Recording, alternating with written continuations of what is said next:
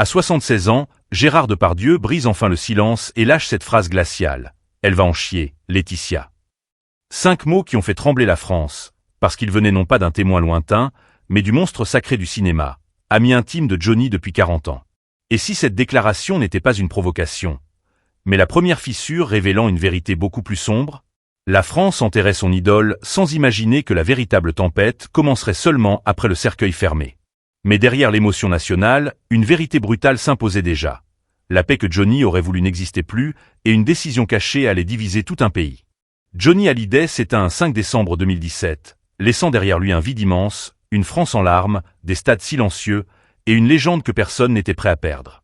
Pendant que les hommages se succédaient, que les bougies s'amassaient devant la Madeleine, une autre histoire, beaucoup moins lumineuse, se nouait dans l'ombre. Laura Smet, la fille aînée, préparait une lettre déchirante adressée à ses fans, annonçant qu'elle allait contester le testament de son père. David Hallyday, discret mais déterminé, décidait de se joindre à elle. Et dans cet instant précis, ce qui n'était encore qu'un murmure se transforma en fracture visible. La France se scinde en 2 camps. D'un côté, ceux qui défendent Laetitia, la dernière épouse, gardienne de l'image publique du rocker, mère de 2 petites filles, figure du deuil et du courage affiché. De l'autre, ceux qui soutiennent les enfants aînés, convaincus qu'ils ont été écartés, oubliés, peut-être même trahis par un document signé trop loin, trop tard, dans un contexte trop trouble pour être ignoré. Chaque plateau télé, chaque article, chaque conversation dans les cafés devient un champ de bataille morale. Les réseaux sociaux se transforment en tribunal. C'est dans cette ambiance électrique que Gérard Depardieu apparaît sur le plateau de Quotidien. Il est invité pour parler de la 2e saison de sa série, venu en promoteur tranquille, presque détaché du brouhaha médiatique qui entoure l'affaire Hallyday. Mais Yann Barthès n'a pas le luxe de l'éviter. La question tombe, sèche, inévitable. Que pense-t-il de ce qui se joue autour de la succession de son ami de toujours? Le silence dans le studio est immédiat. On perçoit que Depardieu hésite une fraction de seconde, non pas parce qu'il craint de parler, mais parce qu'il pèse les mots d'un homme qui sait que chaque syllabe aura un impact. Et puis il le dit. Simplement. Brutalement. Sans filtre. Une phrase qui va fissurer l'écran et glacer le public. Il lâche son verdict d'une voix basse, presque fatiguée, mais terriblement assumée. Le plateau se fige. Yann Barthès baisse légèrement les yeux, comme s'il venait d'entendre quelque chose que l'on n'a pas le droit de répéter trop fort. Personne ne respire. Le public cherche à comprendre si ce qu'il vient d'entendre est réel. C'est dans ce silence suspendu, presque irréel, que la bataille médiatique change de nature. Depardieu, en un instant, fait basculer la discussion du registre privé au registre national.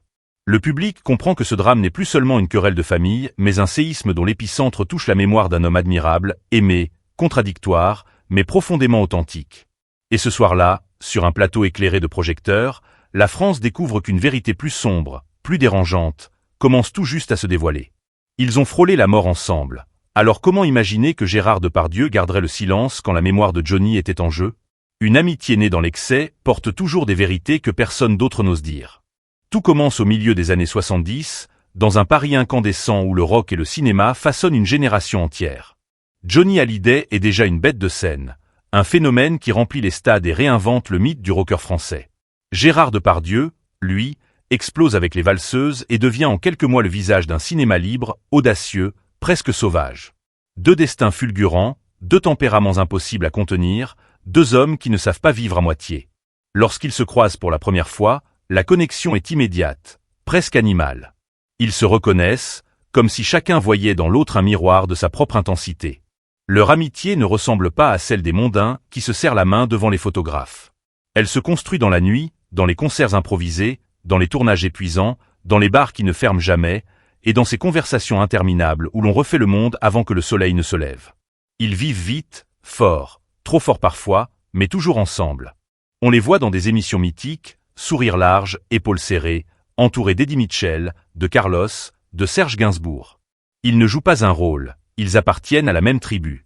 Cette fraternité atteint son sommet lors d'un épisode dramatique que Depardieu racontera des décennies plus tard, presque avec stupeur. Une soirée dans les années 70. Un inconnu leur tend une dose de brown sugar, une variante dangereuse d'héroïne.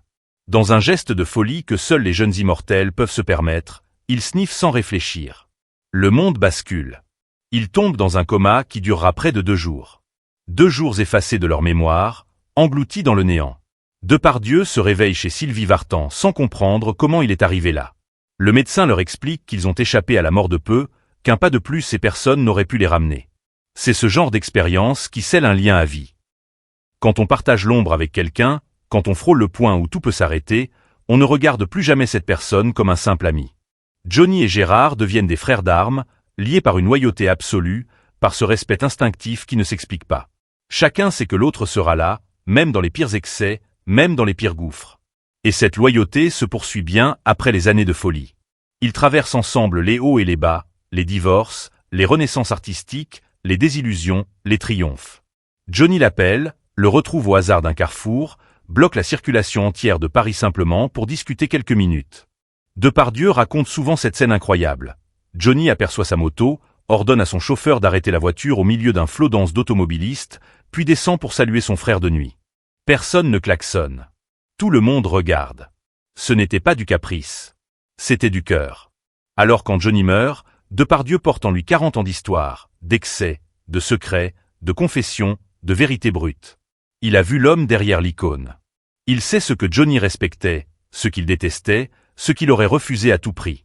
Aucun journaliste, aucun avocat, aucun chroniqueur n'a cette légitimité. Louis, si. Parce qu'il a vécu ce que personne n'a vu. Voilà pourquoi ces mots pèsent lourd. Voilà pourquoi sa phrase n'est pas un scandale, mais un avertissement. Et voilà pourquoi, lorsque Depardieu parle, c'est toute une époque, toute une vérité, toute une fidélité qui remonte à la surface.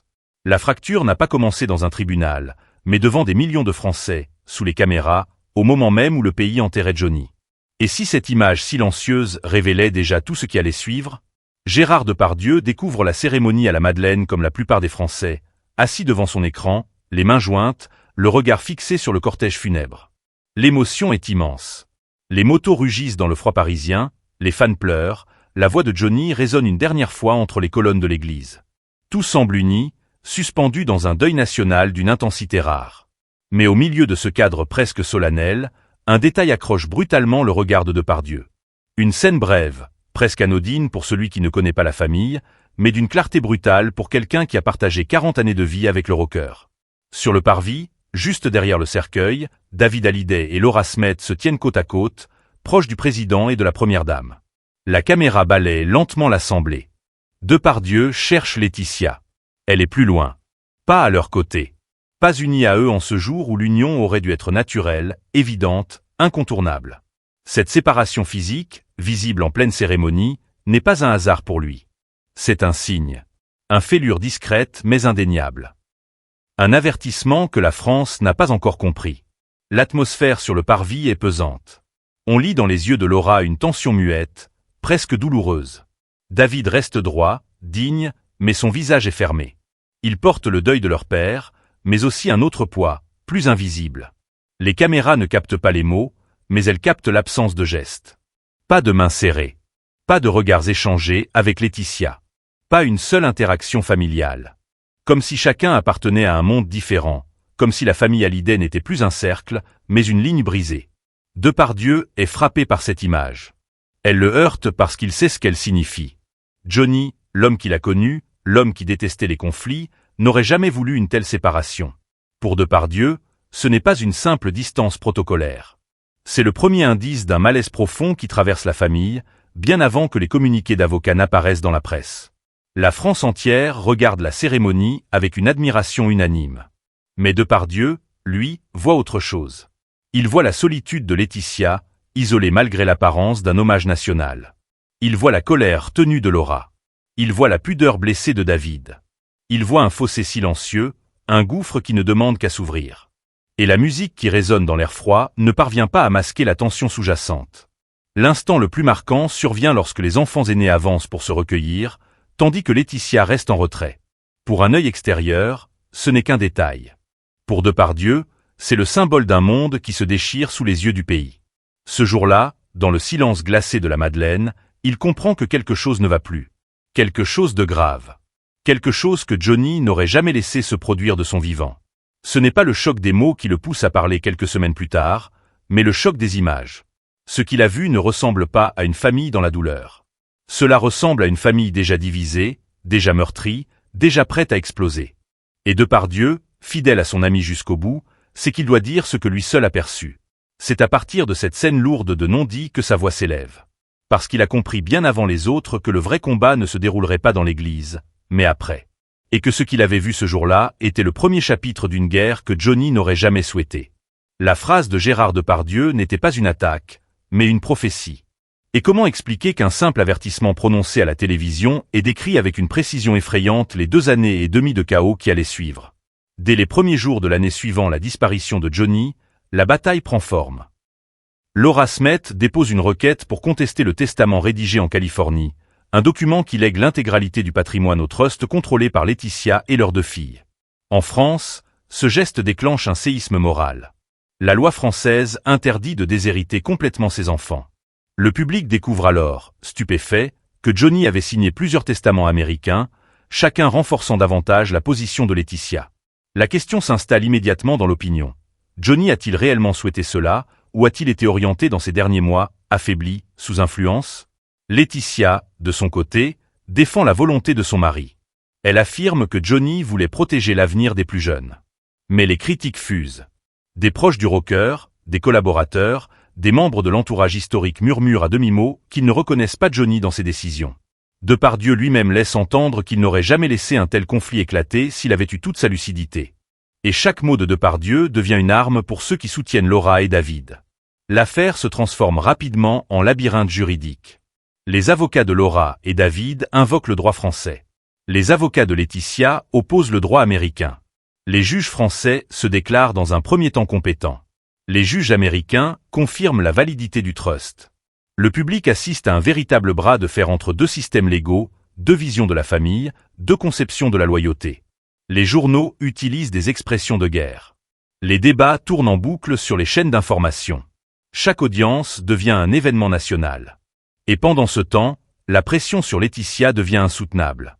À chaque apparition publique, des caméras la suivent, des micros se tendent, des commentaires acerbes envahissent les réseaux sociaux. On l'accuse de manipulation, d'avoir éloigné Johnny de ses enfants aînés, d'avoir profité d'un homme malade et affaibli pour orienter son héritage. Elle se retrouve seule face à une vague de critiques que rien ne semble pouvoir calmer. Ses proches tentent de la défendre, mais la phrase de Depardieu plane au-dessus de tout. Elle va en souffrir. Laura et David, eux, avancent prudemment mais avec une détermination nouvelle. L'opinion publique, longtemps divisée, commence peu à peu à leur accorder une forme d'empathie. Leur silence digne, leur refus de s'exposer excessivement aux médias, leur image discrète contraste avec la violence des titres qu'on dirige vers Laetitia. Les paroles de Depardieu, même prononcées une seule fois, résonnent encore. Son témoignage devient une sorte de caution morale pour ceux qui doutent des intentions de la veuve.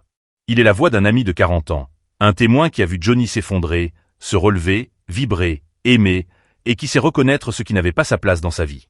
Les mois se succèdent et rien ne s'arrange. Les camps se durcissent. Chaque élément publié dans la presse devient prétexte à rallumer l'incendie. Un document judiciaire divulgué, une phrase sortie d'un entretien, une photo de Laetitia en Amérique, tout alimente la machine médiatique. Le conflit devient monstrueux. Il dépasse de loin la question d'un patrimoine financier. Il touche à la notion même de filiation, d'amour, de respect. Et les fans de Johnny, déjà meurtris par sa disparition, vivent ce déchirement comme une seconde perte. Lorsque l'on pense que la situation ne peut pas s'envenimer davantage, une nouvelle décision tombe, relançant les espoirs d'un camp et nourrissant la colère de l'autre. Le bras de fer s'étire encore et encore, comme si aucune résolution n'était possible. Et toujours, en arrière-fond, plane l'écho de Depardieu, ça va durer. Il faudra attendre un été étouffant, près de 3 ans après les premiers échanges de lettres d'avocats, pour que la bataille se termine enfin. En juillet de l'année 20, un accord est trouvé. Laura obtient une somme symbolique, l'équivalent de quelques millions d'euros, et surtout certains objets personnels de Johnny, parmi lesquels la chanson écrite pour elle, un héritage affectif bien plus précieux que tout le reste. L'affaire se referme officiellement, mais elle laisse derrière elle des cicatrices profondes et irréversibles. Depardieu avait vu juste. Il savait que cette histoire ne serait ni simple, ni courte, ni indolore. Il savait que ce qui avait commencé par un détail à la Madeleine finirait par une guerre longue et dévastatrice. Et le pays, qui pensait connaître Johnny, découvre alors que la vérité de son héritage était bien plus complexe que ce que l'on avait voulu croire. La vérité la plus dérangeante n'est pas que la guerre a eu lieu, mais qu'elle n'a jamais vraiment pris fin. Et si les silences d'aujourd'hui révélaient mieux que les cris d'hier ce que Depardieu avait compris avant tout le monde? En 2025, 7 ans après la phrase qui a secoué le pays, La famille Hallyday reste éclatée. Non pas officiellement, non pas dans les discours, mais dans les gestes, dans les absences, dans ces détails minuscules qui trahissent les ruptures irréparables. Les commémorations se succèdent, les hommages publics aussi, et pourtant jamais, absolument jamais, l'image d'une famille réunifiée n'apparaît. Laetitia avance seule ou avec ses 2 filles. David apparaît parfois auprès d'elle, mais avec cette distance polie, presque mécanique, qui ressemble plus à une obligation morale qu'à un rapprochement sincère. Laura, elle, reste hors champ. Elle vit loin, protège sa vie, protège sa paix. Elle ne partage plus aucune photo avec Laetitia, ne s'exprime plus sur le sujet, mais son silence est lourd, presque définitif.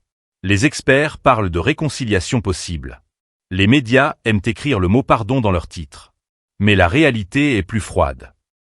Une famille qui se brise sous l'œil de millions de personnes ne recolle jamais entièrement. Les coups portés ne s'effacent pas. Les lignes prononcées en tribunal, les accusations, les soupçons, les nuits d'humiliation ne disparaissent pas avec le temps. Ce qui reste, ce sont des cicatrices profondes, visibles seulement lorsque les regards se détournent. Les rares moments où David et Laetitia apparaissent ensemble sont accueillis par le public comme des signes d'apaisement. Une photo lors d'un anniversaire, un sourire discret capté par un téléphone, un commentaire laissé sur un réseau social. Mais ceux qui connaissent l'histoire sentent bien que cette glace ne fond qu'en surface. Derrière les apparences, une fracture demeure, épaisse, têtue. Elle ne se referme pas. Elle ne se refermera probablement jamais. Laetitia, de son côté, vit désormais avec un poids que rien n'allège vraiment. Chaque décision publique est scrutée. Chaque geste est interprété. Elle reste l'incarnation d'un choix controversé, d'un testament contesté, d'une période où la France entière avait choisi un camp. Malgré les années, malgré ses efforts pour retrouver une forme de sérénité, l'ombre de cette affaire la suit comme une seconde peau. David et Laura, eux, ont reconstruit leur vie loin du tumulte. Mais les blessures restent gravées dans leur regard lorsqu'ils évoquent discrètement leur père. Ils ont gagné une reconnaissance symbolique, mais perdu quelque chose de bien plus essentiel, la possibilité d'un adieu apaisé. Ils ont vécu un deuil à travers les tribunaux et les écrans de télévision, un deuil que personne ne devrait jamais subir. Et au milieu de tout cela, la phrase de Gérard Depardieu revient comme un refrain. Elle est citée dans les documentaires, rappelée dans les articles, analysée dans les émissions. Elle est devenue une sorte de point de rupture historique. Non pas parce qu'elle accuse, mais parce qu'elle dévoile. C'est une phrase qui marque le début d'une vérité que personne ne voulait vraiment affronter. La famille Hallyday n'était plus unie, même au moment de dire adieu au père. Depardieu n'a jamais répété ces mots. Il n'a pas construit sa communication autour de cette sortie. Il n'a pas cherché à provoquer davantage. Il a simplement dit ce qu'il voyait, ce qu'il savait, ce qu'il ressentait. Et avec le recul, ses paroles ressemblent moins à une critique qu'à un constat précoce, presque prophétique, sur ce qui allait devenir l'un des conflits familiaux les plus suivis de la culture française contemporaine. Aujourd'hui, ceux qui cherchent une photo d'unité ne la trouvent pas. Ceux qui espèrent un rapprochement total ne l'obtiennent pas. Ce qui demeure, c'est un vide, une absence, une ligne invisible séparant des êtres qui auraient dû se tenir la main autour d'un même deuil. Et dans ce silence persistant, la voix de Depardieu continue d'exister, comme une trace indélébile inscrite au cœur de cette histoire déchirée. La plus grande injustice n'était peut-être pas la bataille judiciaire, mais le fait que Johnny ne pouvait plus défendre lui-même ce qu'il aurait réellement voulu. Et si Depardieu avait parlé uniquement pour lui rendre cette voix perdue?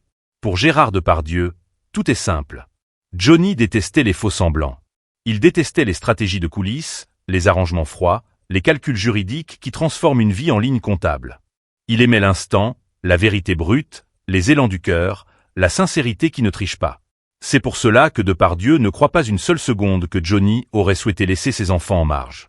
Il connaissait trop bien l'homme derrière la star, l'ami derrière l'icône. Il avait vu ses colères, ses faiblesses, ses élans d'amour, ses regrets aussi. Johnny n'était pas un père parfait, mais il n'aurait jamais accepté que sa mort devienne un champ de bataille. Depardieu ne parle pas pour créer un scandale. Il parle parce qu'il se sent responsable de la mémoire d'un ami qui ne peut plus se défendre.